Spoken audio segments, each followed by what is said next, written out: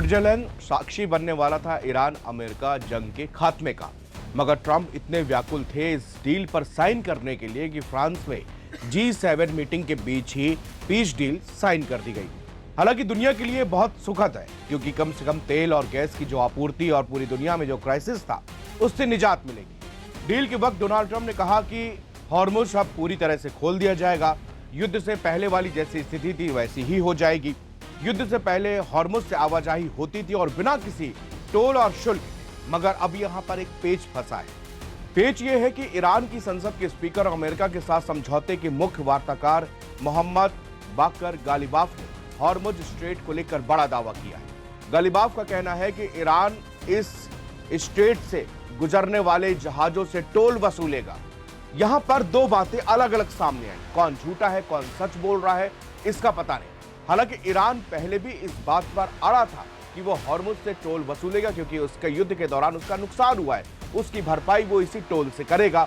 अब ट्रंप और ईरानी president Pezeshkian के बीच में जो डील साइन हुई है उसमें हॉर्मुज़ स्ट्रेट को लेकर क्या कहा गया है उस पर थोड़ा सा गौर करते हैं, तब चीजें हमको क्लियर होंगी और पता चलेगा इस डील के अंदर हॉर्मुज़ स्ट्रेट में क्या शुल्क का कोई प्रावधान रखा गया है। क्या ट्रंप दुनिया के आगे झूठ बोल रहे थे कि ये मुफ्त है और डील के अंदर ऐसी बातें लिखी हैं? ये जब तक हम लोग इस पूरी डील को बहुत ही आसान भाषा में अगर समझेंगे और देखेंगे कि ये हॉर्मुज़ वाला में सबसे बड़ा पॉइंट ये कहां पर आता है। ये पहली बार है जब अमेरिका ने बताया कि 14 पॉइंट वाले इस समझौते में आखिरकार क्या है। ट्रंप प्रशासन के एक सीनियर ऑफिसर ने बुधवार को अमेरिका के समय के मुताबिक इस दस्तावेज को पढ़कर सुनाया था। इसमें हॉर्मुज़ स्ट्रेट को फिर से खोलने पर, ईरान पर लगे आर्थिक पाबंदियों की ढील देने पर, भविष्य की बातचीत, न्यूक्लियर प्रोग्राम और इन सबसे जुड़े मुद्दों पर चर्चा करने के बारे में भी इसमें लिखा गया है। खास बात यह है कि एमओयू में हॉर्मुज़ स्ट्रेट को केवल 60 दिनों के लिए फ्री करने का इसमें जिक्र है, जो कि इसमें 5वें पैराग्राफ में आता है। ईरान की सरकारी टीवी पर एक इंटरव्यू में गालिबाफ ने कहा कि हॉर्मुज़ स्ट्रेट युद्ध के पहले की स्थिति में नहीं लौटेगा। उन्होंने कहा कि अमेरिका ने हॉर्मुज़ स्ट्रेट की संभावना को हमारे लिए हकीकत बना दिया है। उन्होंने हॉर्मुज़ स्ट्रेट पर ईरान की संप्रभुता का दावा किया और कहा कि तेहरान सेवाओं के बदले में शुल्क लेगा। गालिबाफ का बयान अमेरिका और ईरान के नेताओं के समझौते पर हस्ताक्षर किए जाने के कुछ घंटे पहले आया। उन्होंने समझौते को लेकर अमेरिका पर संदेह भी जताया है। ईरान की अर्ध सरकारी तस्नीम न्यूज एजेंसी की रिपोर्ट के मुताबिक उन्होंने कहा कि अमेरिका को लेकर मेरा अविश्वास सबसे ज्यादा है। भले ही समझौता अंतिम रूप ले ले और सुरक्षा परिषद के प्रस्ताव से उसे मंजूरी भी मिल जाए, फिर भी उस पर बिल्कुल भी भरोसा नहीं किया जा सकता।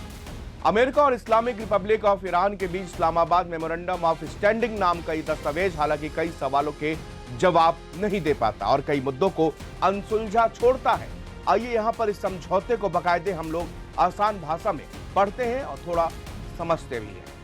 इसके सबसे पहले पैराग्राफ में पहले पॉइंट में कहा गया है कि अमेरिका, ईरान और उसके सहयोगी लेबनान समेत सभी मोर्चों पर सैन्य कार्रवाई तुरंत और हमेशा के लिए खत्म करेंगे।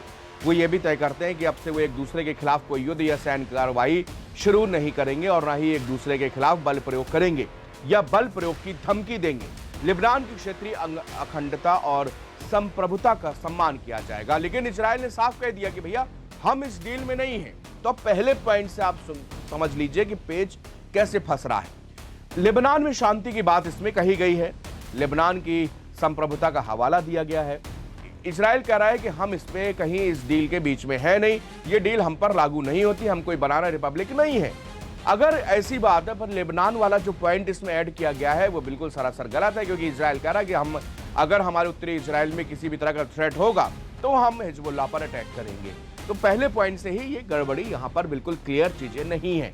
दूसरा पॉइंट आते हैं, संयुक्त राज्य अमेरिका और इस्लामिक रिपब्लिक ऑफ ईरान एक दूसरे की संप्रभुता, क्षेत्रीय अखंडता का सम्मान और एक दूसरे के आंतरिक मामलों में दखल न देने का संकल्प लेते हैं। चलिए मान लेते हैं भाई ये बात।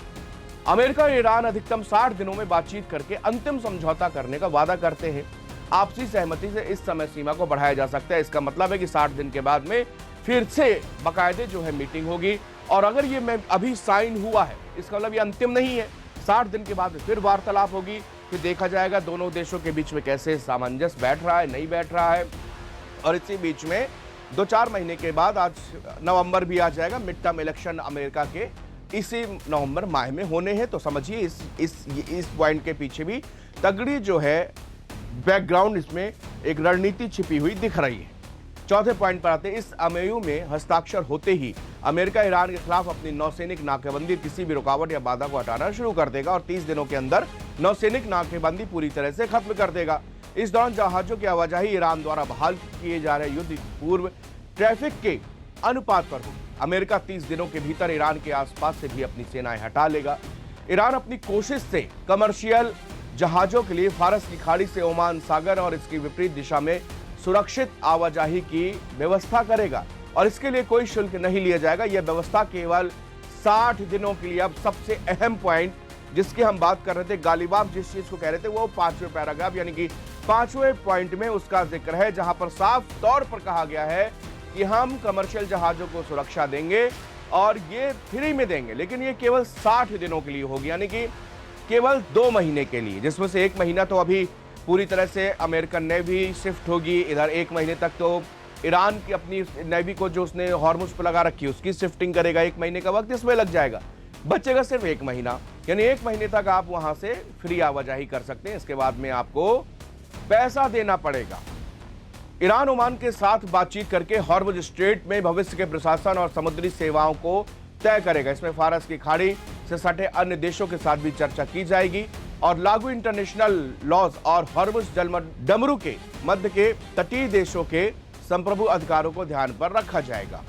अमेरिका अपने क्षेत्रीय सहयोगियों के साथ मिलकर ईरान के पुनर्निर्माण और आर्थिक विकास के लिए कम से कम $300 अरब की एक पक्की और आपसी सहमति वाली योजना तैयार करने का वादा करता है। इससे लागू करने का तरीका अंतिम समझौते के हिस्से के तौर पर 60 दिनों के भीतर यानी कि 2 महीनों के भीतर इसको किया जाना है।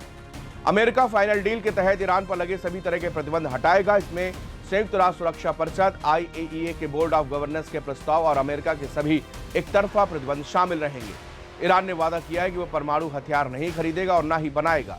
अमेरिका और ईरान जमा किए गए संबंधित यूरेनियम के निपटारे के लिए एक ऐसे तरीके पर सहमत हुए जो आपसी सहमति से तय होगा। इसमें IAEA की देखरेख में साइट पर ही मटेरियल को डाउन ब्लेंड करने का तरीका अपनाया जाएगा। फाइनल डील होने तक अमेरिका और ईरान मौजूदा स्थिति बनाए रखने पर सहमत हुए हैं।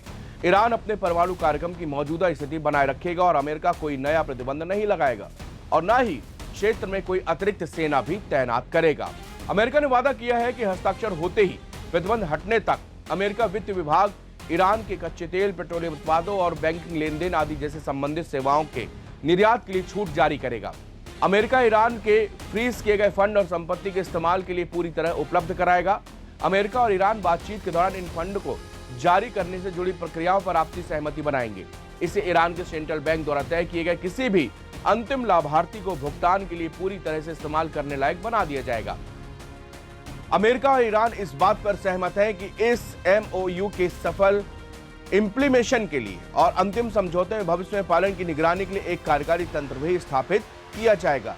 MOU पर हस्ताक्षर के बाद इसके पैराग्राफ 1, 4, 5, 10 और 11 का लागू करने की शुरुआत और इन उपायों पर लगातार कार्य के अधीन अमेरिका और ईरान अन्य पैराग्राफ पर अंतिम समझौते के संबंध में जल्द बातचीत शुरू करेंगे। अंतिम समझौते को संयुक्त राष्ट्र सुरक्षा परिषद यानी कि UNSC के एक बाध्यकारी प्रस्ताव से मंजूरी दी जाएगी। ये जो 14 पॉइंट है ये पूरे समझौते की बुनियाद है। इन्हीं 14 पॉइंट्स को आधार बनाते हुए अमेरिका और ईरान शांति के लिए सहमत हुए हैं। और इस पूरे अगर आप इस प्रस्ताव को पढ़ें और देखें, जैसा कि हम पढ़ रहे थे, इसमें समझ में आया है कि ईरान का पलड़ा इसमें भारी है। ईरान की शर्तों के आगे जो है अमेरिका यहाँ पर सरेंडर होता हुआ दिखाई दिया है।